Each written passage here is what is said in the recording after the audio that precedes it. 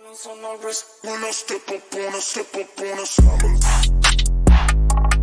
diamond, diamond, diamond, diamond,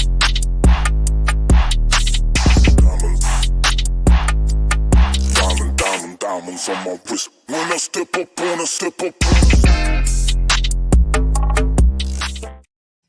Boom. We are back. We are live. The Freight Coach Morning Show coming to you from Phoenix, Arizona on this beautiful Tuesday, the 19th of April. We got a lot to talk about today. Pretty breaking news overnight or yesterday afternoon about the federal judge out there in Florida, getting rid of the mask mandate. It's amazing how that all went away right away with that. But, it's a good thing that it's done. And, we can't forget, though, that, we're going to get back to being in America again. And we're going to touch on that today. Before I kind of jump into everything, as always, I got to give a shout out to my friends over at VHub. They are bringing this show to you guys every single weekday from 8:30 a.m. Pacific time, 10:30 Central, to break down this industry. Again, my partners over at VHub, you guys, asset reutilization is the wave of the future for freight and the brokers alike. You can legitimately create a drop trailer pool by utilizing their product. For example, right now, the daily trailer report that they send me over every single day. So we have, for example, we have some dry vans that are sitting out in Wilmington, Illinois right now. But for you guys, Wilmington, Illinois is just outside, just south of Joliet. And it is looking to send a couple of those trailers back up to our favorite location, which is Coteau de Lac in Quebec, which is just outside of Montreal. And the beauty about this, you guys, is when you can run this one-way power only. If you have any customers that are looking to go, heck, they have some availability to go from this Wilmington location into the Toronto, Mississauga area. And then again, they have these reloads that are available. So if you have any shippers up there in the Montreal area, you can take that back down into the Edwardsville area. They also have some trailers down in Belvedere, Illinois, Edwardsville, Illinois, which is just outside of St. Louis. And then from that location into that's where some of these reloads are coming out of the Montreal area. So again, look into that and see, does any of your customers have any need for a one-way power only that you could possibly run from the Chicagoland area over to Montreal, and then from Montreal back down into the St. Louis area. And then furthermore, they have some, again, that example that I had out in the York, Pennsylvania area going up into the Montreal area and then back down into Shippensburg, PA. There's a lot of opportunity that is up here. And for me, you guys, again, it's how do we get creative right now with capacity, with this market being what the freight market does? We have to get creative in our solutions out there. So check it out. They also have long-term trailer rentals available as well for you guys to utilize. Again, brokers, you've never had a shipper once ask you to stage a power unit there, but they do like drop trailers. So look into that. Check it out, vhubapp.com. Do me a favor, let them know that the Freight Coach sent you. Scott Luton, my man from the ATL, what's going on, brother? It's great to see you out there in the comments today. Hey, national average on price. It's fuel. It's the fuel weekly update on that, and we're back up to $5.10 a gallon. There was a slight reprieve last week when it was down to $5.07 a gallon. So we're up 3 cents a gallon week over week right now, and we're still pushing a $2 a gallon price increase year over year. Again, these fuel prices are out of hand. Let's call it what it is.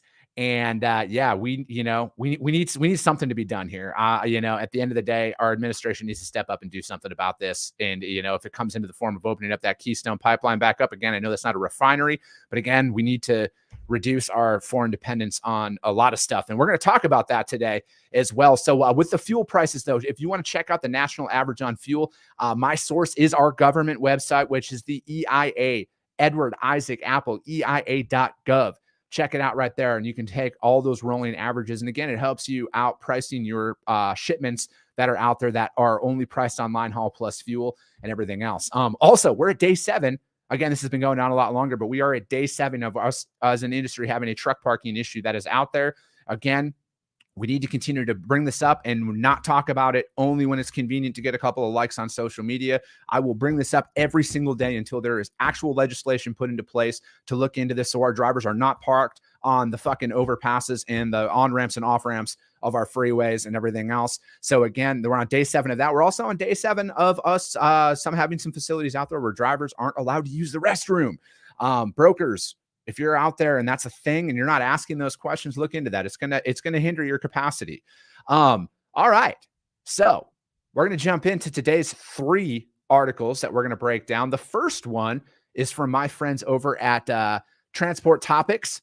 It's ttnews.com. I'm citing my sources out there again, ttnews.com. And it is Biden to require U.S.-made steel and iron for the infrastructure.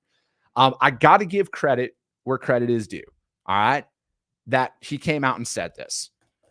But, and there's going to be a but here, the fact that it needs to be said is where my issue lies with it. Like, that should be a no-brainer. Like, again, we need to be focused on American jobs, American industry, and keeping us in business as a country as a whole here. Again, I understand that outsourcing is a thing. It can be cheaper. It can be more cost-effective as a whole. But, like, the bridges in our country, the infrastructure in our country should be made by U.S. companies with U.S. materials. You know, and that's what they're, here's what the article states. The Biden administration has taken a key step towards ensuring that federal dollars will support U.S. manufacturing, issuing requirements for how projects are funded by the $1 trillion bipartisan infrastructure package that was passed here earlier this year. This issue was this guidance was issued yesterday. And whether it's for a bridge, a highway, a water pipe, or broadband internet, it be produced in the U.S. However, the rule also sets up a process to waive those requirements in case there are not enough domestic producers or materials cost too much. I mean, again, this is where that but comes in. The foreign dependence on this stuff needs to go away. Like, we should be set up to where we could completely rebuild our infrastructure based on U.S. made materials. I don't like that there's an out here, because I think that, you know, when you're looking at it from a business owner's perspective, they're probably going to try and find the most cheaper and cost-effective option that's out there, which I think that they should remove that entirely. It should be made with everything that from our friends out there in the Iron Belt up there in Pittsburgh and Buffalo, New York area. Keep that stuff rolling, you know, over. And again, it's like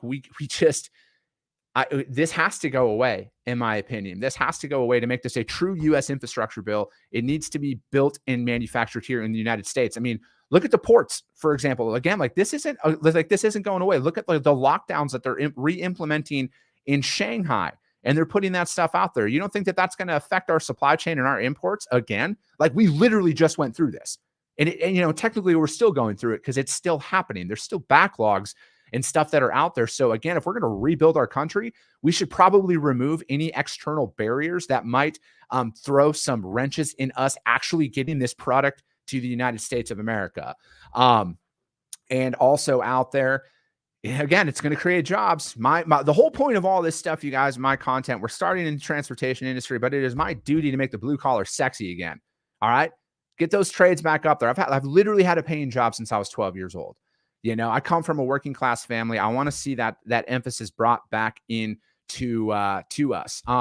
It says President Biden hopes to create more jobs, ease supply chain strains. You know, again, by reducing the reliance on China and other nations to that with interests that diverge from America. With inflation at a 40-year high ahead of the 2022 midterm election, so take that for what it's worth, what's coming up here in November, he's betting that more domestic production ultimately will reduce price pressures to blunt Republicans' attack his $1.9 trillion relief package, initially triggered from higher prices. And, you know, it quotes out there from a speech on the 14th in Greensboro, North Carolina, from day one.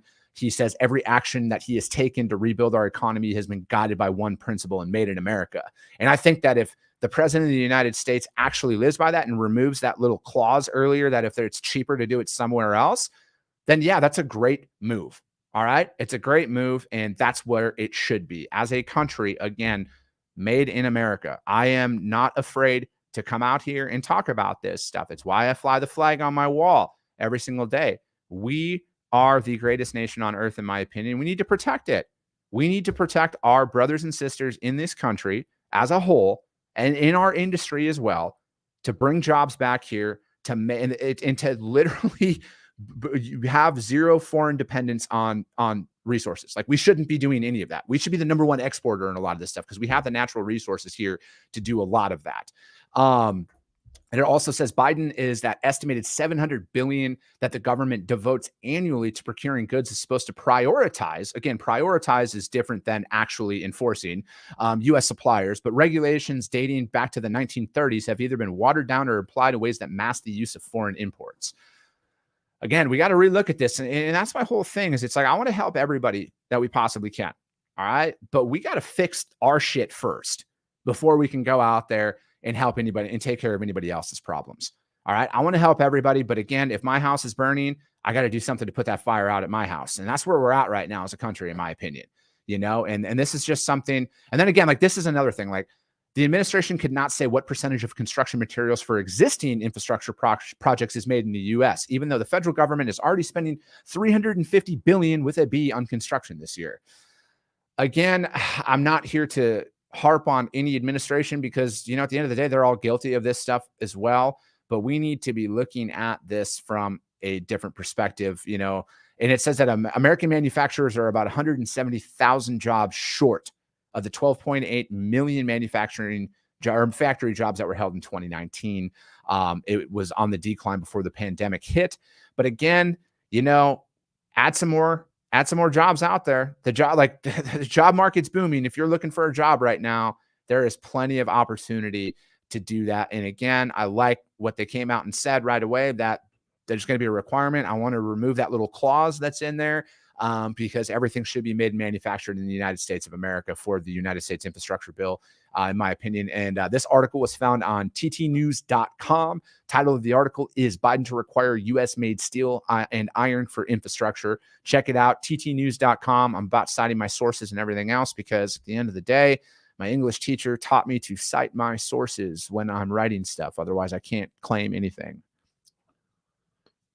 All right. Article number 2 is coming from the Wall Street Journal. This was a very, very divisive move that was put out there. The Wall Street Journal is the article was industries report continued fallout from Texas to Mexico bridge slowdowns. I think we all saw that. And I know that Governor Abbot in Texas has since changed course on that.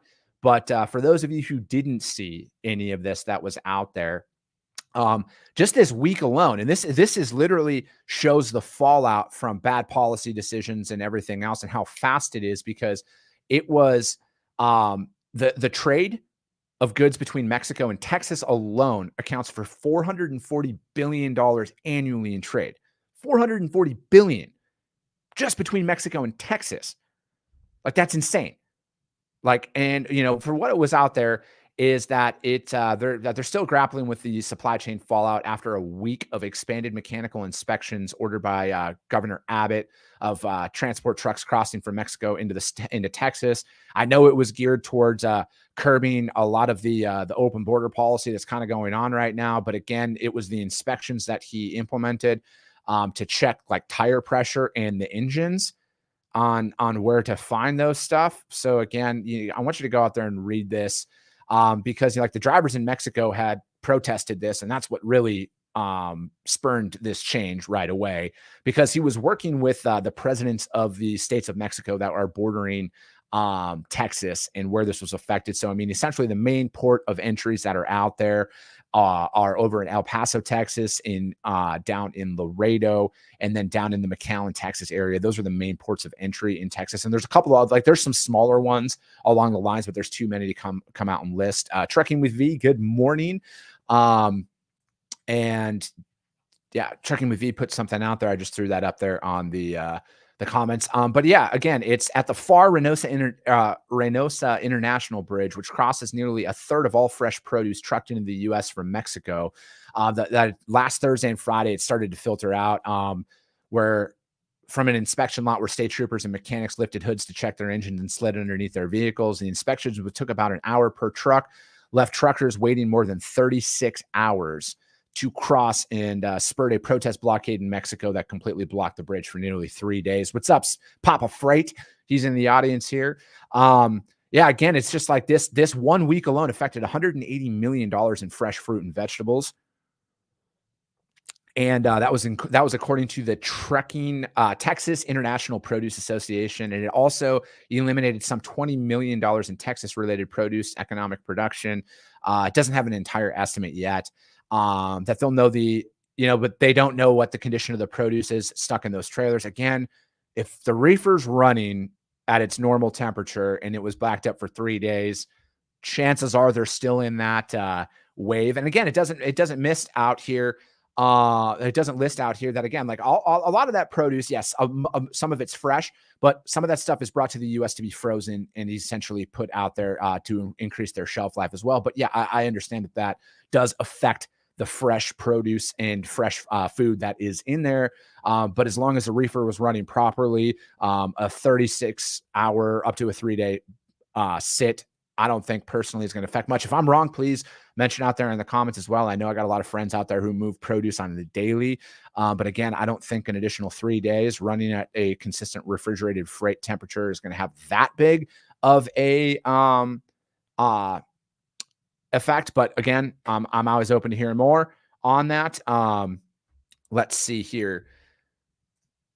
Yeah, that's a good call. Again, I'm assuming that they had enough fuel and that none of the reefers killed out, or else that wouldn't, then the entire truckload's ruined. But yeah, it said that Mr. Abbott, the governor of Texas, started rolling that back in recent days, and he has reached an agreement with governors of the 4 neighboring Mexican states that are out there. The governor of Chihuahua alone agreed to continue implementing a $200 million camera surveillance program. It's already been rolling out there. And it was the final agreement was already put into place on that. And again, so it was the biggest bridges that are out there are the Far Bridge, Laredo's World Trade Bridge, and which is the country's largest inland port, and with five others, so those smaller ones up there in the Rio Grande Valley. So here's another thing. Despite the fact that mechanical checks of trucks haven't found immigrants, Mr. Abbott said he would not hesitate to reinstate them universally if immigration numbers into Texas increase. That financial pain is necessary to get the public to insist that their government leaders, such as the president of both countries involved, take action that is needed, he said. This is something to look into. This is another one of those reasons that we need to be in contact with our elected officials. And if you don't like what they're doing, they need to be notified of that. And again, they work for us. Let's not get that confused. All right. I think that's been lost over these last couple of years. That's a bunch of stuff there. We can talk about that. Chances are that'll be on another article this week there, Trucking with V, about some of that stuff. But again, I think that having this done, if you're not liking what your elected officials are doing, call them. Everything industry related, especially. We were talking about that pilot program yesterday on drivers that between 18 and 21. If you don't like this legislation, call them and do something about it. Don't just sit here and complain about it. So again, check that out. That was from the Wall Street Journal itself. And that the title of the article on that one is Industries Report Continued Fallout from the Texas-Mexico Bridge Slowdowns. That is wallstreetjournal.com. Check that out. There is a piece in there in that article about that we're getting used as pawns. I don't think that that's anything new. But it shouldn't happen at the end of the day. So yeah, we need to, I'm just still kind of fired up about that first article a little bit. And, that was from Transport Topics about the Biden infrastructure, U.S. steel and everything being made in the United States. I like that should just be a given. Like at the end of the day, that should be a given. Final article. And this is probably going to take up all of the remaining 12 minutes that we have left on this show today. This is from FreightWaves, freightwaves.com. And that this is the rejection rates continue rapid descent, pulling rates down with them. So I'm actually subscribed to the JOC, and they sent over an interesting little snippet, and this is kind of associated here with that article, and that this is something to take into consideration with a lot of this information that's being released about here right now. in this, it is that the sudden and significant slide of drive-in truckload spot rates in the first quarter spooked Wall Street and the general media, but doesn't mean a freight recession or economic recession is just around the corner. It does mean that shippers have quickly reassigned freight from an overheated truckload spot market to contract truckload carriers who will guarantee them capacity in return for premium rates. Shippers that depended on the spot market in 2021 when contract trucking capacity was unavailable are purposely moving freight into contract, seeking reliable, if currently more costly capacity that is driving down the spot rates. Again, I think, yeah, Jeff Carr, that's exactly it. So spot rates, and again, I challenge, I did some digging last night on finding out, because again, there's a lot of emphasis on the spot market. All right. The spot market is definitely a thing, but does anybody out there know how much of the freight that is being transported in the United States actually is spot market freight? Like legitimately, can anybody answer that? Because I see that a lot. And I found the answer last night from a very reliable source, and it's 21% of the freight market is spot market freight. 21%. That's a very, that's a decent amount of freight. Don't get me wrong, but that means 79% is contract. And that's the thing here, man, is contracted freight is at an all-time high right now for rates. So again, when we're looking at this, we have to look at the entirety of the picture, there's just so much more to it than tender rejections and spot market, because the spot market is 21% of the industry, according to my source that's out there. 21%. So 79% is contract. Yeah, Jeff, that's definitely has a part of it. And then again, it was an earnings call that was made last night that, and this, so like with this article, from FreightWaves is, it's this last part that really stuck out to me the most. And this is what, let me pull this up here. I'm going to find this for you guys. And again, so like where all of this data is pulled from, it's truckstop.com's national spot rate resembles more of a ski slope than the mountainous trek on which it was set forth some 22 months ago. Again, freight markets are extremely cyclical. All right. But again, it's like creating your market within your market, because that's the thing, because there's a lot of freight that's out there that can be technically contracted, but it's not contracted. So of that 21%, so put it this way, I worked with a lot of small to mid-sized shippers that were out there that didn't have contracts, but I gave them contracted pricing, but it would technically be classified as a spot market rate. So again, of that 21%, how much of that is actual purely open bid going to that truck? Like, again, it's very subjective data when it comes down to it, but you can legitimately create your own market within the spot market itself. All right. And it's very lane specific. It's very niche specific, but it can be done. I did it. I live that life. And again, there's just so many different classifications to this.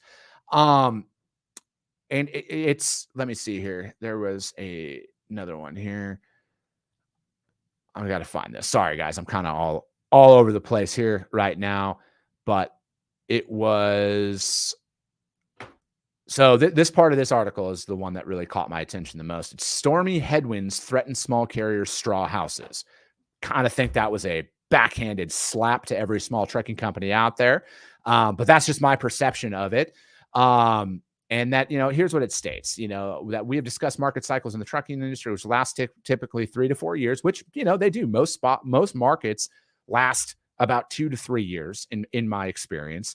Over the past week, which the OTRI, which measures relative capacity in the market, it fell to 10.89%, a change of 125 basis points from the week prior. Undoubtedly, there are several similarities between 2019 and the present day.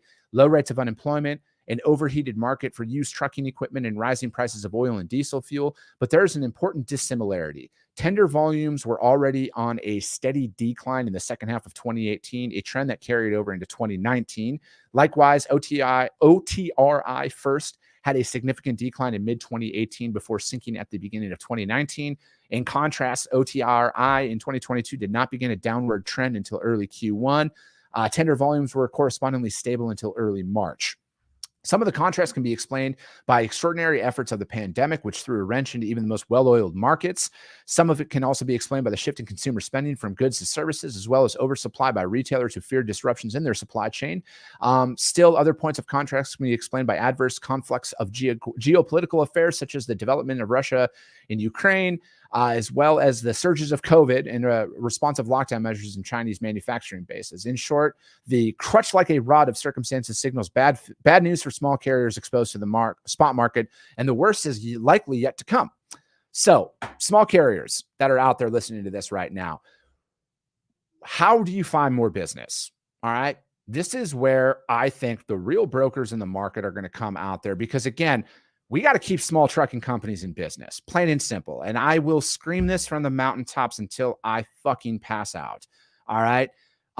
Small trucking companies, yeah, there are a lot of uncertainties when you're running strictly spot market. But again, back to my little thing on working inside of a market and creating your own market that doesn't necessarily affect the spot or contracted freight. So again, it's identifying that if you're out there and you're kind of chasing a rate per mile right now, again, my friend Adam Wingfield, Innovative Logistics Group, he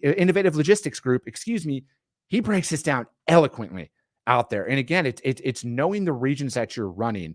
Direct freight trucking with V. So for me, if you came to me and you had again, this is just a complete hypothetical example here. I don't know where you're located currently, but I ran the West Coast a lot, open deck, heavy haul freight for the last 4 years that I was brokering. And then for me, I would identify lanes that I would provide to my customer based off of the capacity that you as the trucking company would provide. So a lot of, not in any state, but it would be, so I ran a region. I ran from Reno, Nevada down to Los Angeles, over to Phoenix, Arizona, and back up to Reno, and everything that originated in between. And the amount of freight that ran flatbed alone between Vegas and Reno and back, it was anywhere from 50 to 75 loads a day. All right. So again, I would take that and find out what my carriers needed to remain profitable. And then I would bring that pricing structure to my shipper, and I would offer them rates based on that. I would eliminate the spot market seasonality of things where the spikes and everything else would come up, and I would bring consistent pricing that would fluctuate based on current market conditions. So you, as a flatbed driver who was based out of Las Vegas, for example, and you wanted to run up to Reno, I would find you freight to keep you running for me direct. All right. And it was based on the pricing that you would provide to me. And then obviously it was based on fair market price as well. But a lot of my carriers that were out there, they knew their costs, they knew their rate per mile, they knew what they needed, they knew the market fluctuations. So we would work together on that, and I would provide consistent pricing within a couple of percentage points difference to my shippers and to my customers alike. And then same thing of anything that would go down into the Phoenix market, even though, because a lot of this freight that originates out of that little triangle that I had mentioned has about a 500-mile radius. There's a lot of freight out of Las Vegas that ran up to Salt Lake City for the open deck market. And there's a lot of freight that would originate down in Las Vegas. There's a little bit more than that, but it would be inside of going down to El Paso, Albuquerque, New Mexico. And again, there are trucking companies that are out there that only run those regions. All right. They only run those specific lanes. So for me, it's like trucking with V, what kind of trailer do you have? Can you drop that in the comments for me? What kind of freight do you haul primarily? And where are you located at?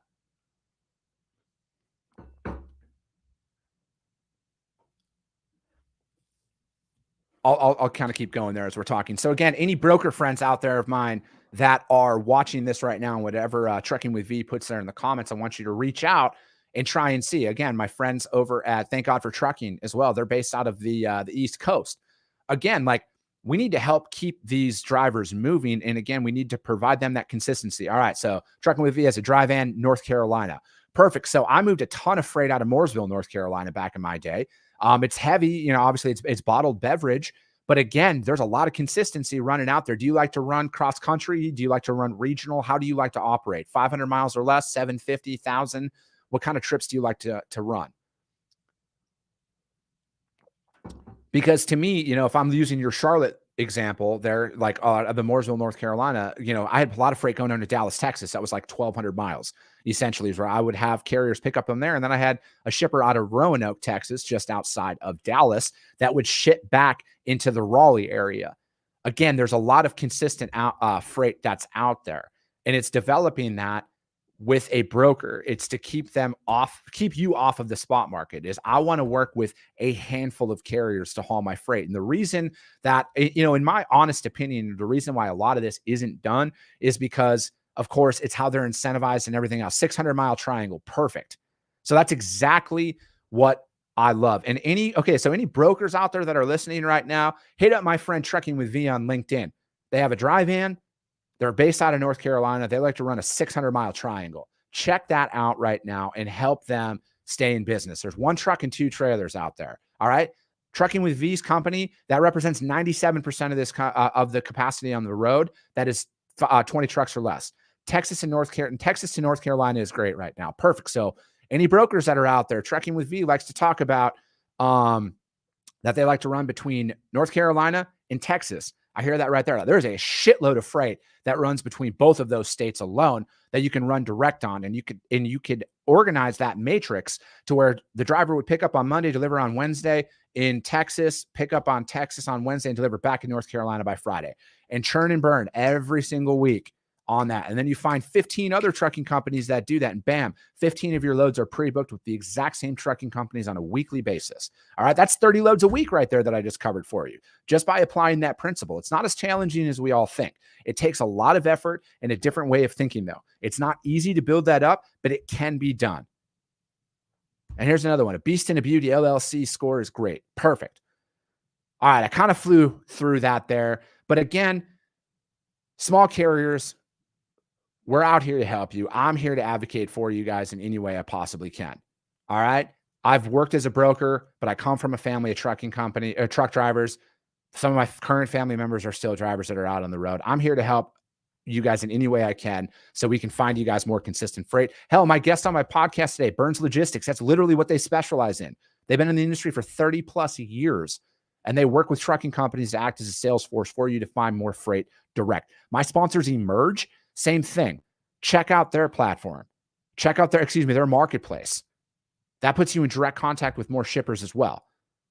Again, there's a lot of tools that are out there, you guys. We just got to think about it a little bit differently. It's not always about spot market tender rejections and everything else. You can legitimately minimize market shifts by taking a complete opposite approach to what we're doing. All right. That is how we develop this long-term sustainable partnerships. All right. We're kind of up on time there. I know we kind of went off track. My third article that I kind of took a couple of pieces from, but again, that one piece is what got me. That stormy headwinds threaten small carrier straw houses. The clickbait worked, FreightWaves. The clickbait worked. You got my attention with that. But again, that article is on freightwaves.com. The title of the article is Rejection Rates Continue Rapid Descent, Pulling Rates Down with Them. My other articles that I pulled out was, the first one was from Transport Topic News on Biden requires U.S. made steel and iron for the infrastructure. Still, it gets me going, but damn it, I'm going to end it on this, you guys. I am all about keeping stuff made in America. I'm pro-America. It's why I fly the flag on my wall. I am extremely proud to be here. Small business is the backbone of our economy as a whole. Small trucking companies and small brokerages, small business is the backbone of our industry as well. We got to keep our people in business. We got to have our jobs filled here in America. I'm not going to apologize for my stance on that. My second article was from the Wall Street Journal. Again, it was that border disaster that Governor Abbot kind of brought on. And the third one was from freightwaves.com on rejection rates. Again, we're live every single weekday, 8:30 a.m. Pacific, 10:30 Central, for 30 minutes to break down 3 industry articles. Again, my fuel, weekly diesel fuel report is brought to you from EIA.gov.